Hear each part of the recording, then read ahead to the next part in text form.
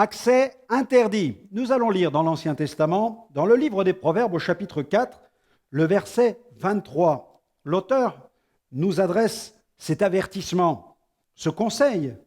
Garde ton cœur plus que toute autre chose, car de lui viennent les sources de la vie. La Bible évoque 3 attitudes qui donnent au diable toute la liberté de nous atteindre sur le plan spirituel. L'orgueil. Il y a l'orgueil, le manque de pardon et la colère. Dans le Nouveau Testament, l'apôtre Paul relie souvent le fait de donner accès au diable à notre manière de vivre, notre façon de nous comporter dans la vie. L'orgueil. Dans la première épître de Pierre, chapitre 5, verset 5, il est écrit « Dieu résiste aux orgueilleux, mais il fait grâce aux humbles. » Ensuite, le manque de pardon. Dans la deuxième épître de Paul aux Corinthiens, chapitre 2, versets 10 à 11, il déclare « Si j'ai pardonné, c'est afin de ne pas laisser à Satan l'avantage sur nous. » La colère. Dans Éphésiens, chapitre 4, versets 26 à 27, « Que le soleil ne se couche pas sur notre colère et ne donnons pas accès au diable. » Il faut rompre avec tout ce qui peut être une occasion de chute. Par exemple, les mauvaises fréquentations, de mauvaises lectures, des programmes télévisés malsains. Une vraie repentance doit s'accompagner de fruits dignes.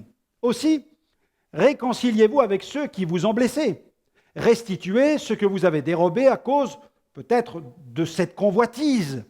Détruisez tous les objets occultes. Abandonnez les mauvaises fréquentations que vous entreteniez et n'empruntez plus ces chemins de perdition, comme la Bible nous l'enseigne. La parole de Dieu vous invite à vivre avec sagesse, prudence et vigilance. Veillez sur votre chair et sur ses convoitises, sur la corruption morale qui émane de ce monde, sur le diable et sur son pouvoir tentateur.